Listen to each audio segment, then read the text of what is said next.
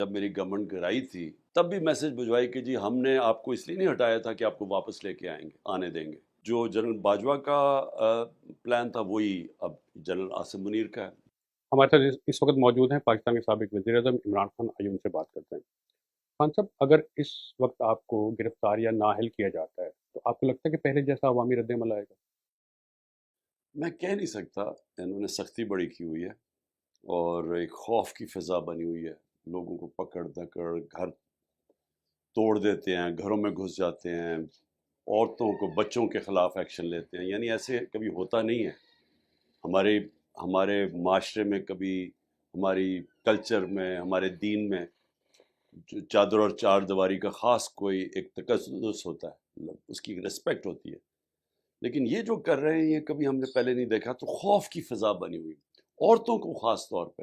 کبھی عورتوں کے اوپر اس طرح ہاتھ نہیں ڈالا گیا. یہ جو جان کے ایک عورتوں کو تشدد کرتے ہیں، ان کو جیلوں میں ڈالا، وہ بھی 50 عورتیں صرف لاہور کے جیل میں.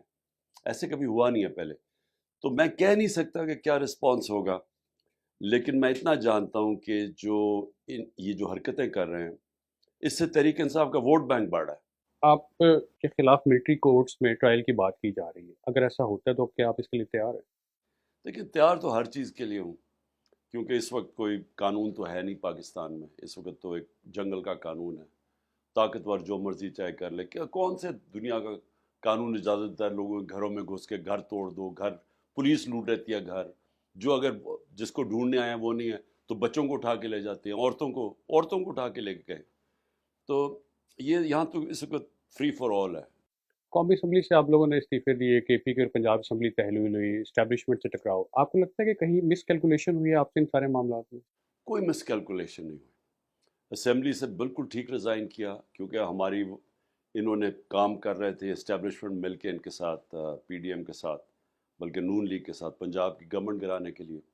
تو ہماری ایک سے تو ہماری گورنمنٹ بچی ہوئی تھی. تو وہ تو کسی ٹائم پہ بھی ایک انسٹیبل سی گورنمنٹ گرا سکتے تھے. تو ہم نے تو فیصلہ کیا کہ پبلک جاؤ، ایک صحیح مینڈیٹ لے کے آؤ، کیونکہ ویسے گورنمنٹ چلانا بڑا مشکل تھا. تو ہم نے تو آئین کے مطابق فیصلہ کیا. تو اب یہاں آئین کے اوپر ہی کوئی فالو نہ کرے، سپریم کورٹ کے فیصلے کے اوپر ہی کوئی نہ چلے کہ 14 مئی کو سپریم کورٹ نے پنجاب کا الیکشن اناؤنس کیا. اب اگر آئین کے اوپر ہی نہ چلے اور کوئی سپریم کورٹ کا ورڈ گورنمنٹ ہی نہ مانے تو اس کی تو کوئی کیلکولیشن نہیں نہ ہو سکتی. آپ بار بار اسٹیبلشمنٹ سے بات کا کہہ رہے ہیں اور ادھر سے کوئی جواب نہیں آ رہا. آپ کے نزدیک وہ کیا وجوہات ہے کہ آپ سے بات نہیں ہو رہی؟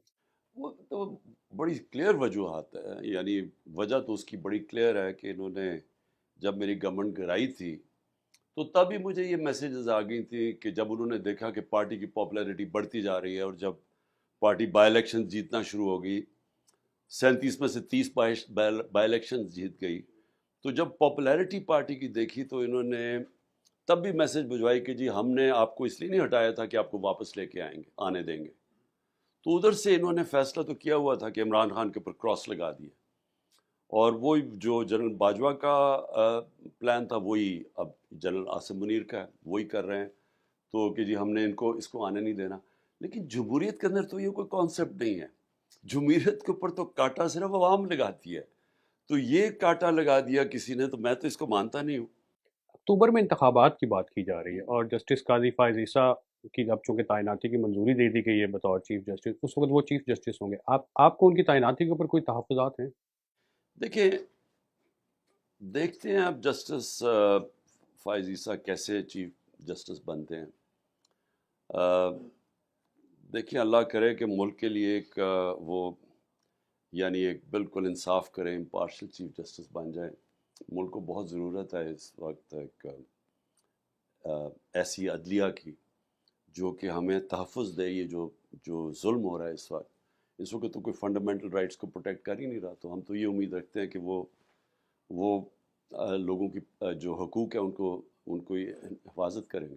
آپ کا بیانیہ جو ہے وہ اسٹیبلشمنٹ مخالف رہا. ناقدین یہ کہتے ہیں کہ جب بھی آپ اسٹیبلشمنٹ کے نیوٹرل ہونے کی بات کرتے ہیں تو اصل میں آپ یہ چاہ رہے ہوتے ہیں کہ آپ کی سپورٹ کی جائے. کیا یہ تاثر درست ہے؟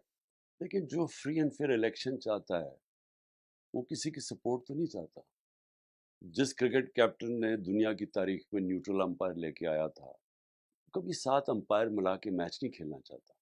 یہ تو نواز شریف کی پرانی تھی، اور یہ زرداری، یہ تو کبھی انہوں نے تو دیانتداری سے کوئی کام کیا نہیں نا، کوئی بزنس کی، نہ کوئی گورنمنٹ چلائی، نہ کوئی الیکشن صحیح طرح لڑے. تو میری تو پوری کوشش تھی کہ ہم ای وی ایم مشینز لے کے آئیں، ہم یہاں صاف اور شفاف الیکشن کروائیں. میں کوئی کسی کے کندھے پہ چڑھ کے کبھی پاور میں نہیں آنا چاہتا. میں چاہتا ہوں کہ پاکستان میں ہمارے ادارے مضبوط ہوں، ہمارا صاف اور شفاف الیکشن ہو، ہماری جمہوریت ہو، ہماری قانون کی حکمرانی ہو. میں تو 27 سال سے تحریک انصاف کا مطلب ہی قانون کی حکمرانی تھی. تو میں تو کوئی کسی سپورٹ نہیں چاہتا. ہم یہ چاہتے ہیں کہ اسٹیبلشمنٹ اس ملک کے اندر واقعی نیوٹرل ہو، اور اس کا کام ہے اس ملک میں مدد کرے صاف اور شفاف الیکشن، تاکہ حقیقی جمہوریت، جس کا مطلب حقیقی آزادی آئے پاکستان میں.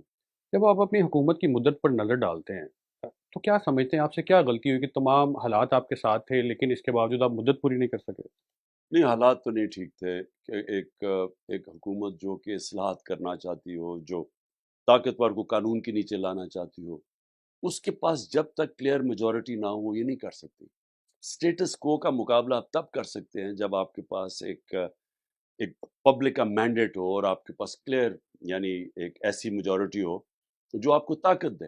ہماری تو ایک کمزور گورنمنٹ تھی، کولیشن گورنمنٹ تھی، چھوٹی سی میجورٹی تھی.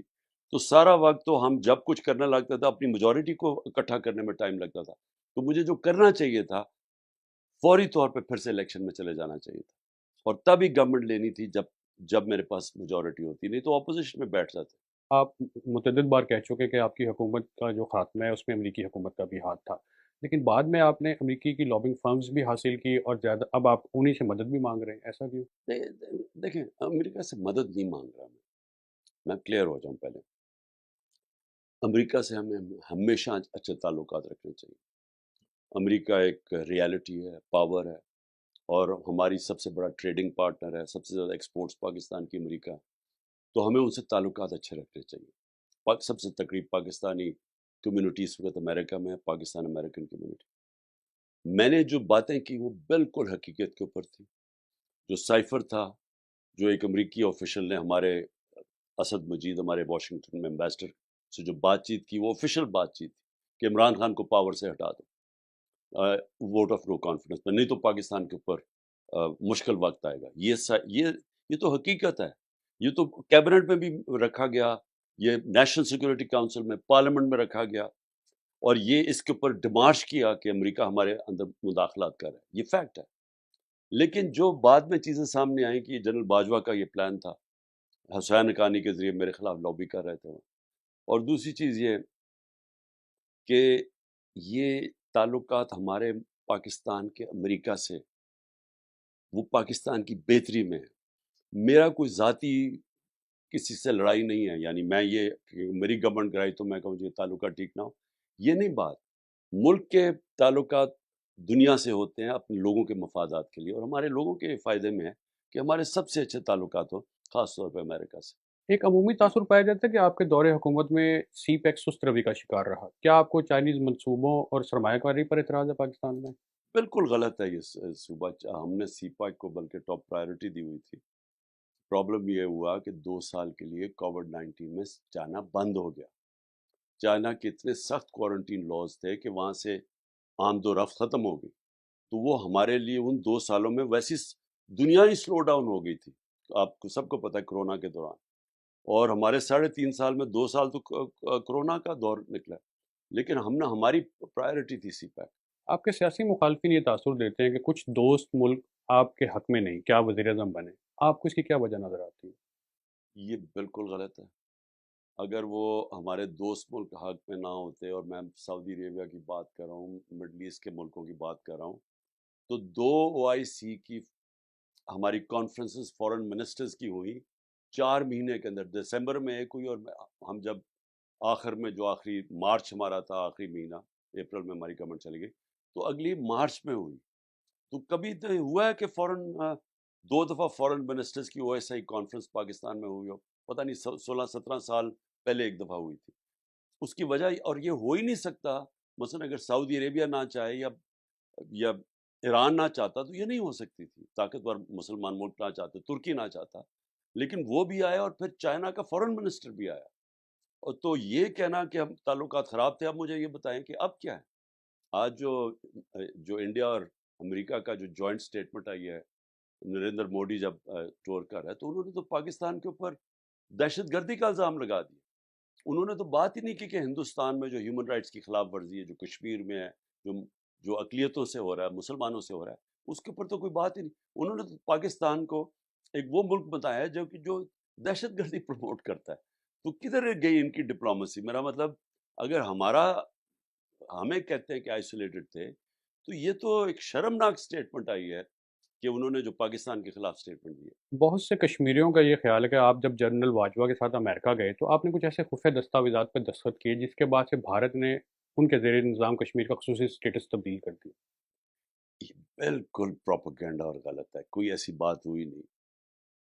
بلکہ ڈونلڈ ٹرمپ نے پہلی دفعہ، میں نے اس کے سامنے کشمیر کی بات کی میڈیا کے اوپر، اور اس نے کہا کہ میں کوشش کروں گا کہ اس کا مسئلہ حل کرنے کے لیے. آپ نے وائس آف امریکہ کو ٹائم دیا، بہت شکریہ.